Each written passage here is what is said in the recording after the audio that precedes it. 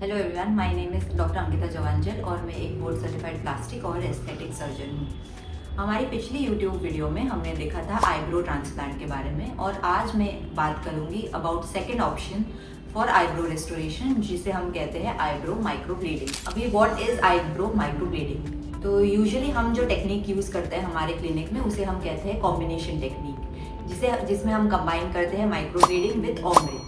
माइक्रोब्लेडिंग यानी एक ब्लेड की मदद से हम जो फाइन हेयर स्ट्रोक्स आगे की तरफ बनाते हैं उसे हम माइक्रोब्लेडिंग कहते हैं। और ओम्ब्रे जो होता है वो एक शेडिंग टेक्निक होती है जिससे हम आईब्रोज को फिल करते हैं, जैसे हम ड्राइंग में शेडिंग करते हैं। सो वो यहाँ से स्टार्ट होती है और आगे की तरफ मर्ज होते जाते हैं। तो जब हम ओम्ब्रे टेक्निक या शेडिंग यूज करते हैं तो उसे आईब्रोज को एक सॉफ्टर अपीयरेंस आता है। यदि हम सिर्फ बाल के स्ट्रोक्स बनाएंगे तो वो काफ़ी अननेचुरल और फेक लगेगा, इसीलिए हम ये कॉम्बिनेशन टेक्निक यूज करते हैं। अब ये आईब्रो माइक्रोब्लेडिंग किन पेशेंट्स के लिए अच्छी टेक्निक है? वो पेशेंट्स जो आईब्रो लॉस कर चुके हैं बिकॉज ऑफ से थायराइड की वजह से या कोई स्कार की वजह से, या किसी को जेनेटिकली पतले आईब्रोज हैं, उनके लिए ये टेक्निक बहुत अच्छा है। या फिर कोई जो आईब्रो ट्रांसप्लांट के प्रोसीजर के लिए रेडी ना हो तो ये एक क्विक फिक्स सोल्यूशन है उनके लिए। अब ये प्रोसीजर किया कैसे जाता है? फर्स्ट होता है आपका कंसल्टेशन, जिसमें हम आपको बताते हैं प्रोसीजर कैसे किया जाता है, क्या आप इस प्रोसीजर के लिए फिट हो या नहीं हो। उसके बाद आता है सेकंड स्टेप, जो होता है मैपिंग। मैपिंग में हम क्या करते हैं, एक आइडियल आईब्रो शेप आपको ड्रॉ करके दिखाते हैं। आपका अप्रूवल होने के बाद ही हम माइक्रोब्लेडिंग टेक्निक स्टार्ट करते हैं। तो यूजुअली हम ये प्रोसीजर नंबिंग क्रीम यानी सून करने की क्रीम की मदद से करते हैं। पूरा प्रोसीजर अराउंड 1.5 से 2 घंटे तक लेता है। आईब्रो माइक्रोब्लेडिंग और टैटूइंग के बीच में क्या फ़र्क होता है? जब हम माइक्रोब्लेडिंग करते हैं तो जो नीडल की डेप्थ होती है वो काफ़ी कम होती है, जिसकी वजह से जो पिगमेंट है वो काफ़ी सुपरफिशियली डिपॉजिट होता है। जबकि आप अगर टैटूइंग करेंगे तो पिगमेंट काफ़ी डीप डिपॉजिट होता है।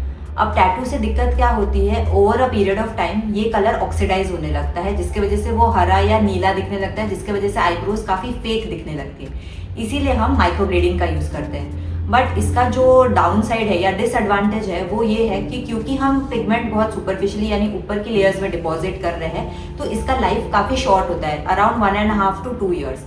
सो अगर आप किसी के आईब्रोज देख रहे हैं जो बहुत सालों साल सेम वैसी दिख रही है, मतलब उन्होंने माइक्रोब्लेडिंग नहीं करवाया, उन्होंने आईब्रो टैटूइंग करवाया है। जो माइक्रोब्लेडिंग है वो धीरे धीरे 1.5-2 years में फेड होने लगता है। अभी मैं आपको कुछ बिफोर आफ्टर इमेजेस दिखाती हूँ, जिसमें आप देख सकते हैं कि माइक्रोब्लेडिंग होने के बाद आईब्रोज कितने रियल और नेचुरल लगते हैं।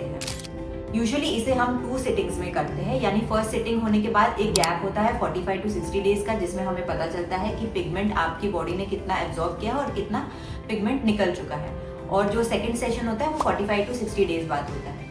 जब आप ये दोनों सेशंस कर लेते हैं तो यूजुअली माइक्रोब्लेडिंग का लाइफ 1.5 to 2 years तक चल सकता है। तो आप इस इमेज में देख सकते हैं, ये लेडी थी जो हमारे पास आई थी और इनका रिजल्ट आफ्टर में आप देख सकते हैं कि माइक्रोब्लेडिंग होने के बाद कितना नेचुरल अपीयरेंस दिख रहा है। अगर आप और जानना चाहते हैं माइक्रोब्लेडिंग के बारे में तो विजिट करिए हमें एट सारा एस्थेटिक क्लिनिक चेंबूर और we will be happy to help you. Thank you.